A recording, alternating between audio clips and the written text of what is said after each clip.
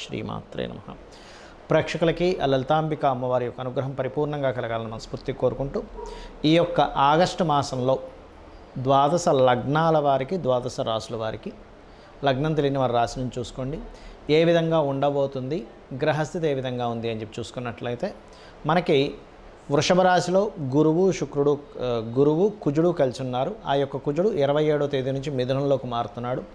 కర్కాటక రాశిలో రవి 17వ తేదీ వరకు ఉండి 17వ తేదీ నుంచి తన ఓన్ హౌస్లోకి వస్తున్నాడు. సింహరాశిలో బుధ శుక్రుడు ఉండి బుధుడు 6వ తేదీ నుంచి వక్రగతి స్టార్ట్ అయ్యి 21వ తేదీ కర్కాటకంలోకి వెళ్తాడు. మరియు శుక్ర భగవానుడు శుక్రుడు 25వ తేదీ కన్యారాశిలోకి ఎంటర్ అవుతున్నాడు. సింహం నుంచి కేతుతో కలుస్తున్నాడు.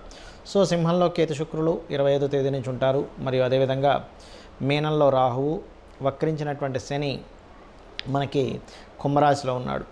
ఈ యొక్క గ్రహస్థితిని అనుసరించి ద్వాదశ లగ్నాల వారికి ఏ విధంగా ఉంది, ఏ పరిహార మార్గాలు చేసుకోవాలి, ఏ విషయాల పట్ల జాగ్రత్తగా ఉండాలనేటువంటి విషయం మనం ఇప్పుడు తెలుసుకుందాం. మీన లగ్నము, మీనరాశి. మీకు ఈ మాసం ఇంటి దగ్గర కాకుండా, ఉన్న స్థలం కాకుండా వేరే ప్రాంతాలకు మారడం కానీ, షార్ట్ జర్నీస్ కానీ అధికంగా ఉంటాయి.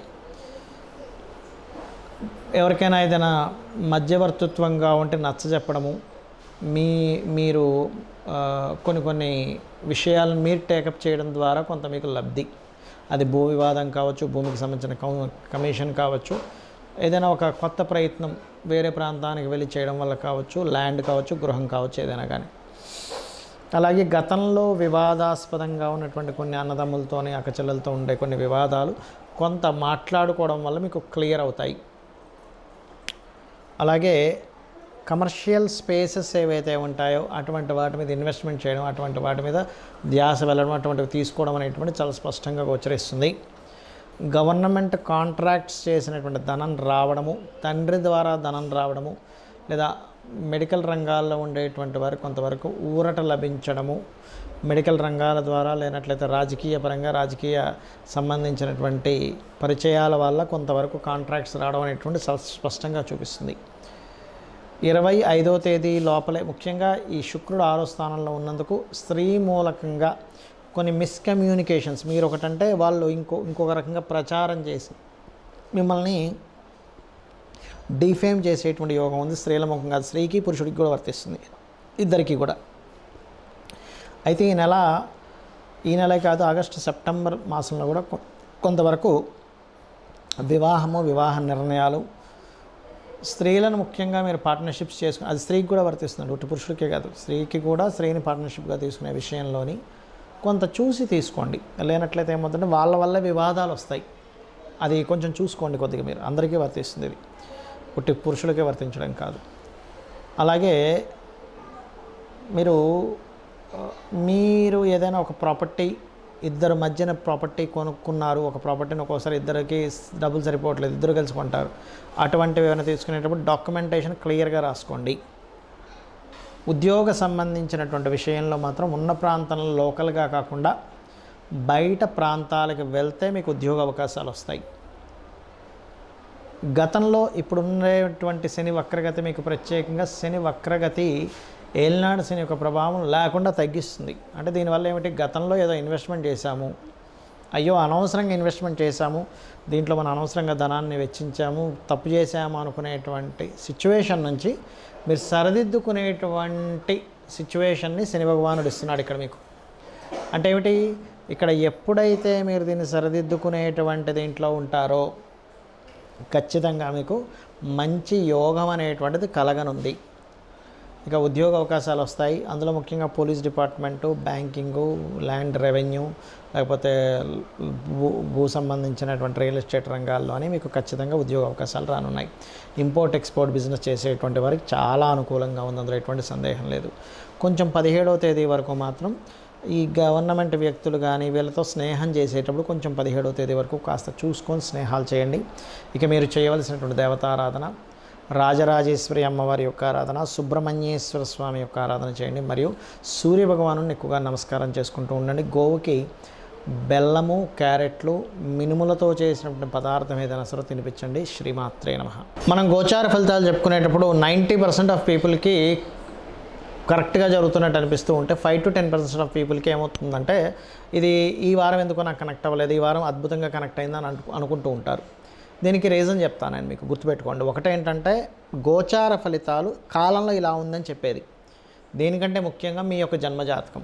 ఎందుకంటే మీకు ఇప్పుడు అద్భుతంగా ధనయోగం వచ్చే యోగం నడుస్తుంది అనుకోండి మీ పర్సనల్ చార్ట్లో, అప్పుడు గోచారంలో ధనయోగం అనేది బాగా సపోర్ట్ చేస్తుంది. మీకు అసలు ధనయోగం నడిచే టైమే నడవట్లేదు, అప్పుడు మీకు గోచారం ఎంత ఇస్తున్నా కూడా ఒక 10,000 రావాల్సిన ప్లేస్లో 5,000 వస్తూ ఉంటుంది. అంటే 50% వర్కౌట్ అవుతుంది ఏంటి అనిపిస్తూ ఉంటుంది. అంటే ఏమిటి, పర్టికులర్గా మీరు తెలుసుకోవాల్సింది మీ పర్సనల్ చార్ట్, మీ యొక్క జన్మజాతకంలో ఏముంది అంటే అసలు మీ లగ్నం ఎలా ఉంది, మీ లగ్న బలం ఎలా ఉంది. లగ్నాన్ని బట్టి మనిషి యొక్క తత్వము, శారీరక తత్వం, మనిషి రూపు రంగు, అతను ఎందుకు ఇబ్బంది పడుతున్నాడు, ఏం చేస్తే అతను బయటపడతాడు, ఏం చేస్తే అతను స్ట్రాంగ్ అవుతాడు, ఏం చేస్తే అతను లైఫ్లో ఒక అద్భుతమైన స్టేజ్కి వెళ్తాడు అనేటువంటిది లగ్నం తెలుస్తుంది. అందుకని మీ లగ్నాధిపతి ఎక్కడ ఉన్నాడు, అదేదైనా పాపకత్తిరిలో ఉన్నాడా శుభకత్తిరిలో ఉన్నాడా అని తెలుసుకుంటూ దానికి తగ్గట్టుగా మీరు చిన్న మంత్రం చేసుకుని కూడా మీరు అద్భుతంగా మీరు రాణించవచ్చు. అంతేగాని లగ్నాధిపతి పాడైపోయాడు నా లైఫ్ ఇంతే అనుకోవడానికి లేదు. అదేవిధంగా ధనాధిపతి అంటే మీ లగ్నం ఏమైంది, మీ ధనాధిపతి ఎవరు, మీ ధనాన్ని ఇచ్చే కారకుడు ఎవరు, ఏ మార్గాల్లో మీకు ధనయోగం ఉంది. దీని మీద నేను అనేకమైనటువంటి వేల జాతకాలు పరిశీలన చేసి వీళ్ళకి ఎందుకు రాణించట్లేదు, వీళ్ళకి ఎందుకు రాణించింది అని చెప్పని పరాశర మహర్షి శ్లోకాలని వాటిని పరిశీలన చేస్తే వీళ్ళకి ఎందులో అయితే కలిసి వస్తుందో అందులోనే వాళ్ళకి కలిసి రావడం జరిగింది నేను చూసినప్పుడు. అలాగే ఒక్కొక్కసారి కొంతమంది మీడియేటింగ్ ద్వారా లాభము ఉంటుంది, మీడియేటింగ్ ద్వారా ఇబ్బంది ఉంటుంది. కొంతమందికి ఏదో ఒక మధ్యవర్తిత్వం చేయడం ద్వారా ఈ భూమి చేశానండి అందుకే అద్భుతంగా కలిసి వచ్చింది మాకు, ఆ ఒక్క ల్యాండ్ డీల్ వల్ల నాకు కోటీశ్వరుని అయిపోయాను అంటాడు. ఇంకొంతమంది మధ్యవర్తిత్వం వెళ్ళడం ద్వారా ఇబ్బంది పడతారు. ఎందుకు, ఆ మధ్యవర్తిత్వానికి కారకుడైన థర్డ్ లార్డ్ పాడవుతాడు. అదేవిధంగా 3వ స్థానం పాడైతే అన్నదమ్ములతో అక్కచెల్లెలతో గొడవలు వస్తూ ఉంటాయి. దానికి ఏం చేయాలి, కొంతమంది చూడండి ఏదైనా మాట్లాడితే ఆ మాట్లాడిన మాటే వాళ్ళకి నెగిటివ్గా ప్రొజెక్ట్ అవుతూ ఉంటుంది. ఎందుకు అలా అవుతుంది అనేటువంటిది కూడా చూసుకోవాలి. దానికి కారణం ఏమిటి అంటే థర్డ్ లార్డ్ ఎప్పుడైతే పాడయ్యాడో ఇటువంటి ఫలితాలు వస్తుంటాయి. అంటే 3వ స్థానాధిపతి పౌరుషము పరాక్రమము దారిద్ర స్థానంగా చెప్పారు. అదేవిధంగా గృహం, కొంతమంది చూడండి వాస్తుపరంగా ఒక ఇంటికి వెళ్ళాము చాలా అద్భుతంగా కలిసి వచ్చిందండి, మరొక ఇంటికి వెళ్ళాము ఇబ్బంది పడ్డామండి. అంటే ఏమిటి, అక్కడ వాస్తు దోషం ఉండొచ్చు, లేదా ఒక్కొక్కసారి మీకు వాస్తుపరంగా పనికిరాని దిశలో మీరు వెళ్ళి ఉండొచ్చు.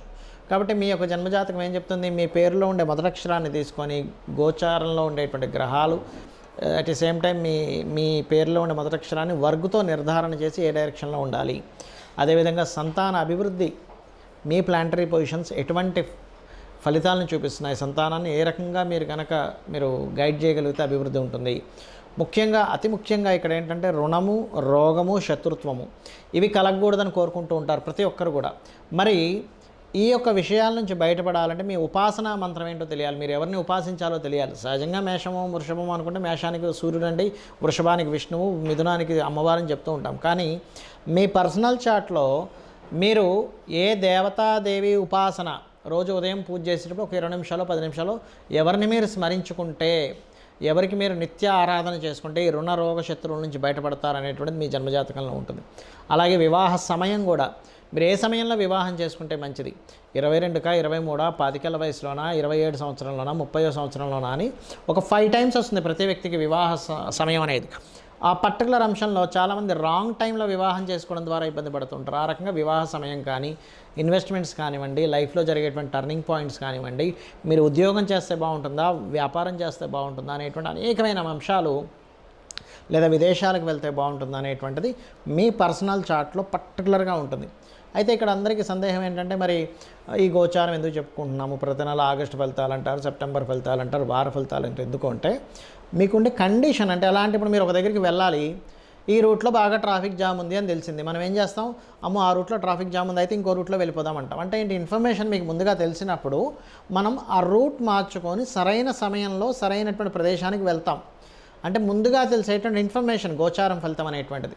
సో ఆ గోచార ఫలితాలు తెలుసుకుంటూ మీ యొక్క జన్మజాతకం తెలుసుకుంటూ జాతకంలో ఏదో దోషం ఉంది నా జీవితం ఇంతే అనుకొని భయపడకుండా అమ్మవారిని నమ్ముకున్నట్లయితే మీ యొక్క జన్మజాతకంలో ఉండేటువంటి దోషాలను అమ్మవారు బ్రహ్మని పిలిచి మరీ మీ యొక్క తలరాతను మారుస్తుందట.